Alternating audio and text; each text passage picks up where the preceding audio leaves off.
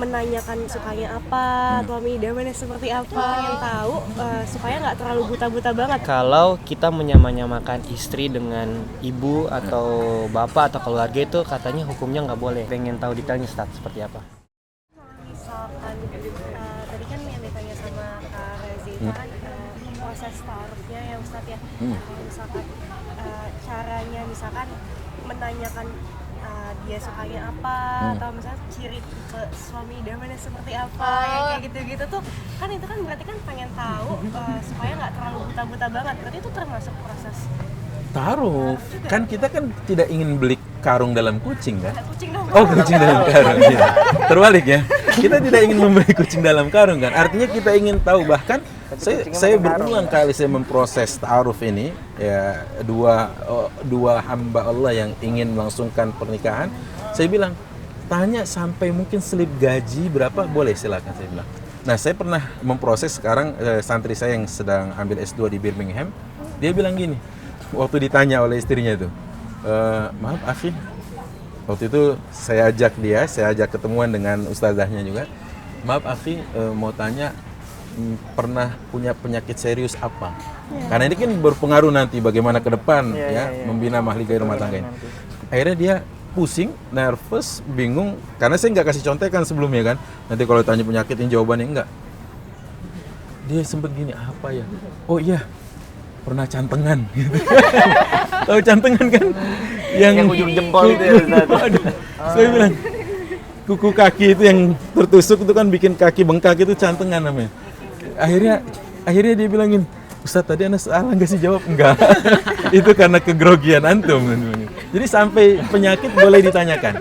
Ya kan? Karena kita tidak ingin nanti ke depan itu misalkan kita kan setelah menikah ini terobati rasa penasaran kita di waktu muda, ada sejumlah PR membentang di hadapan kita, yaitu membangun peradaban. Kita ingin lahirkan dari pernikahan ini adalah generasi yang bisa memikul peradaban, kemudian membawa estafeta dakwah risalah Rasul sallallahu alaihi wasallam. Gitu kan? Makanya kita butuh wanita yang sehat contohnya gitu kan, kemudian juga suami yang taat. Nah, itulah pentingnya. Itu pentingnya. Contoh misalkan. Nah, dari situ kalau nanya tipe suami apa, tipe istri apa, boleh nggak? Oh, sangat mungkin. Bukan juga sangat mungkin. Rasul bahkan sampai membocorkan kepada calon yang beliau lobby untuk menikah. Beliau katakan, nikahlah dengan si fulan. Kenapa? Kata si akhwatnya, kata sahabiahnya ini. Fa inna Abu Sufyan rajulun sa'luh. Karena Abu Sufyan itu dia agak keras tipikalnya, sehingga dia selalu bawa pentungan. Loh kan bingung juga ya kan, security bukan ya, kalau kemana-mana pentungan kan istri juga aduh pening juga kan gitu. Nah makanya saya katakan boleh nggak? Boleh. Sampai tanya tipe seperti apa, kemudian nanti kalau sudah berumah tangga mau seperti apa kita bangun keluarga ini, keluarga Quranika, terus bicara tempat tinggal dengan tempat aktivitas bagaimana. Itu sampai saya pernah juga begitu dulu waktu saya proses sama istri. Saya bilang, siap kamu terima saya sebagai suami, karena saya jam berapa diketuk saya harus keluar rumah seperti dokter. Bedanya dia dokter patologis, saya dokter rohani. Saya bilang jam 2:30 saya diketuk untuk isi kajian sebelum subuh, saya harus keluar. Siap, kalau nggak siap saya cari akhwat lain. Maaf, yang ini bisa diedit. Nggak, itu saya sampaikan dan istri saya senyum-senyum. Ya, jadi saya sampaikan kayak gitu, nggak apa-apa kan ini biar lebih ada halil qabul. Kita bisa lebih menerima pasangan kita masing-masing. Jangan wah ternyata kamu dulu tutupin gitu. Itu sih paling. Iya. Gitu. Jadi Ustaz, kalau kita proses kita kemarin itu kita ketemu beberapa kali. Iya, kita sebelumnya udah pernah ketemu, tapi dalam konteks kita masih pertama kali ketemu dan itu project juga. Akhirnya karena kerjaan dan tidak pernah ketemu berdua Ustadz. Oh, Masya Allah. Cuma memang beberapa kali memang setelah Ray datang ke rumah untuk ngajakin ta'aruf itu ada pertanyaan-pertanyaan yang tidak pakai perantara, misalkan kayak telepon, kayak nanya hal pribadi. Tapi nggak kayak pernah penyakit start penyakit kayak gitu aja. Kalau itu tuh konteksnya termasuk sebenarnya masih wajar lah ya kalau tanya pernah sakit apa, pernah apa.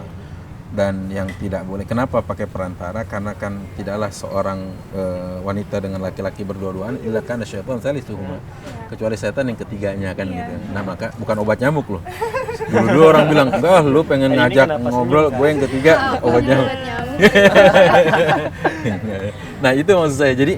Jadi kalau masih dalam tatanan itu insya Allah nggak apa-apa. Tapi kalau tadi dimaksudkan kenapa harus ada pihak ketiga, dia membridging, menjembatani agar tidak berdua-duaan. Karena kan mungkin bisa saja tidak berdua-duaan secara fisik, tapi berdua-duaan takutnya secara apa? Virtual. Itu yang dimaksud. Nah itulah makanya kalau pertanyaan yang masih sifatnya tanya pernah sakit, punya riwayat penyakit apa, masih insya Allah lumrah. Berkah-berkah untuk semua. Amin. Pertanyaan terakhir Iki. Masya Nah, Allah. jadi gini Ustaz, kalau Iki mau nanya itu kan biasanya kebanyakan orang yang setelah menikah tuh udah lama-lama umur menikahnya, maksudnya umur dari Kayak aku pernikahannya. Nah, Iya. jadi pernikahannya udah lama gitu Ustaz. Biasanya kan ada konflik tuh, biasanya udah ada kejenuhan segala macam. Nah, itu menanggapi untuk dari pasangan masing-masing itu seperti apa Ustaz? Biar selalu romantis seperti pertama kali kita Contoh apa menikah. dong? Aduh. Ya, Kak Dini kan selalu romantisnya itu Masya Allah gitu ya. Bikin ngiri gitu. Iya, pertama gini kalau maaf ya, maksud saya juga semua kita dalam berproses kan gitu. Karena pernikahan ini adalah sebuah institusi pendidikan yang tidak ada habisnya kecuali salah satu dari kita berpulang lebih dulu ke rahmatullah. Gitu sebenarnya.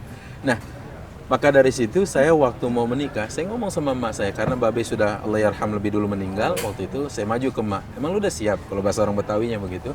Maaf saya Betawi 24 karat, orang Roma gitu. Terus emak bilang, "Emang lu udah siap?" Saya bilang, "Insya Allah." Wan, dipanggil lagi itu sama emak. Nikah itu sama seperti kita menaruh, meletakkan atau mengambil piring dari tumpukan dan tidak ada penghalang di antara piring-piring itu. Sesederhana itu pesan beliau waktu saya mengajukan diri. Saya bilang saya mau nikah, dan waktu itu beliau tanya, "Mau dari calon?" "Belum, yang penting dapat izin dulu," saya bilang gitu. Nah waktu itu saya cuma bilang, "Emak kok kasih perumpamaan gitu ya?"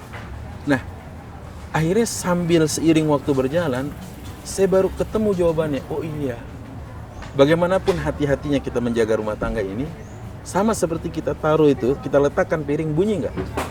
Bunyi. Kecuali ada tisu di antara piring-piring itu. Kalau ada tisu nggak, aman insya Allah. Nah, yang saya maksud adalah pernikahan siapa yang tidak pernah ada riak-riak di dalamnya?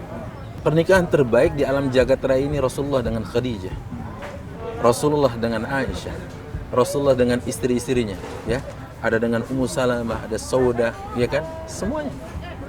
Justru itu yang nanti akan melahirkan, istilah saya maaf, laut yang tenang tidak pernah melahirkan penyelam-penyelam dan pelaut-pelaut yang handal. Sesekali pasti kita akan diterpa badai dalam rumah tangga.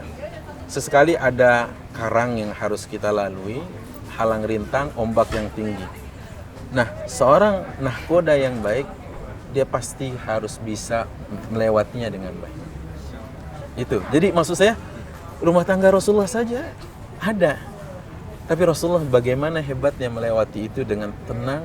Saat Abu Bakar, mertuanya datang, ingin istilahnya menghentikan ocehan dari anaknya Aisyah, Rasulullah mengatakan, "Biarkan, engkau keluar dulu wahai Abu Bakar."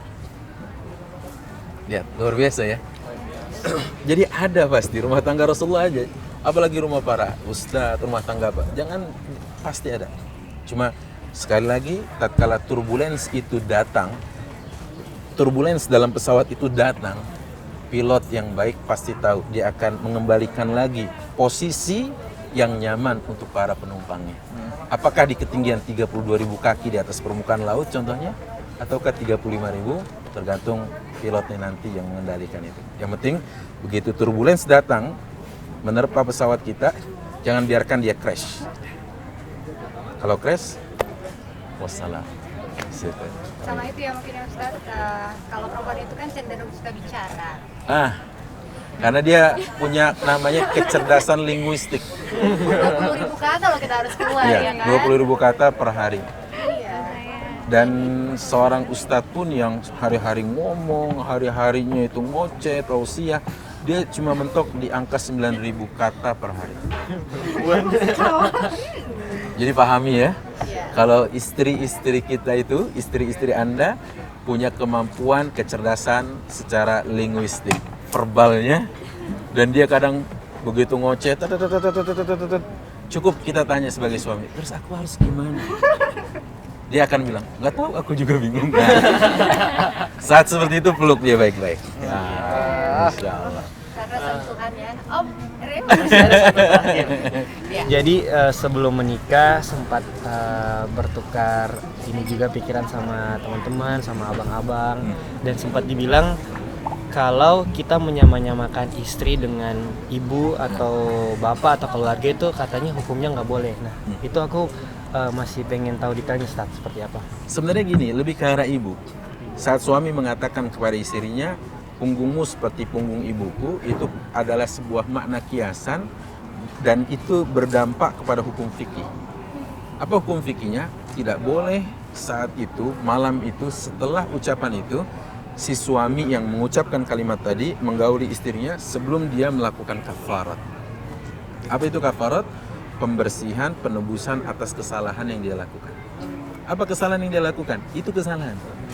Nggak boleh menyamakan punggung ibunya dengan punggung istrinya, gitu ya. Dan itu adalah kalimat yang memang harus sangat-sangat dijaga sekali, hati-hati, gitu ya. Dan berdampak tidak bolehnya sampai belum bolehnya berhubungan suami istri sampai dia membayar kafaratnya tadi.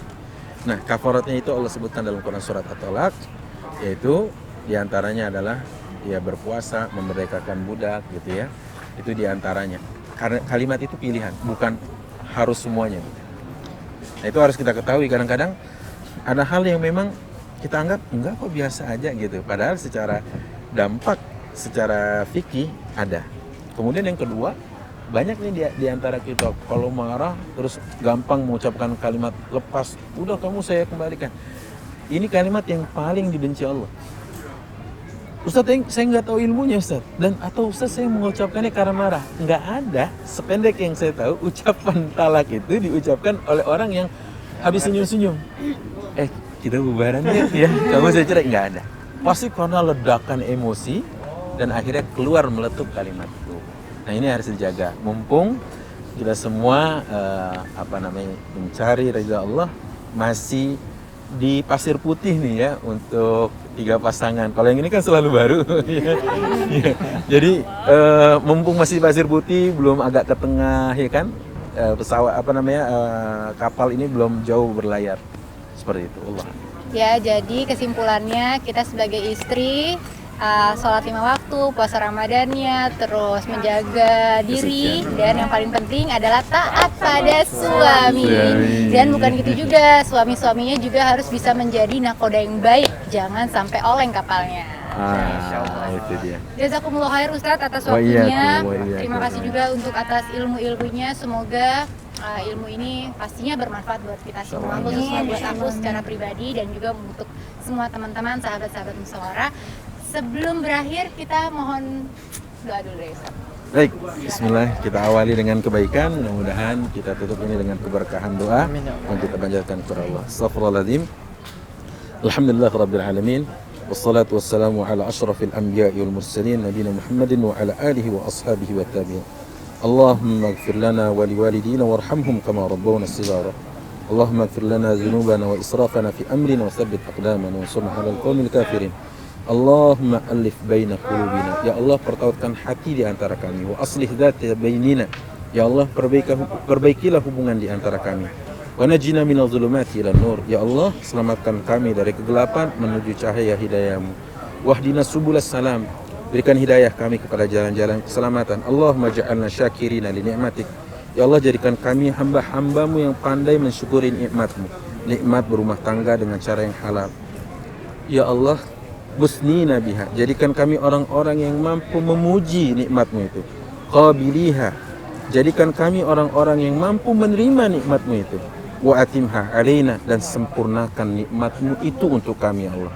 Rabbana hadza du'a wa minkal ijabah. Ya Allah, ini doa kami. Kami ingin Engkau mengijabahnya.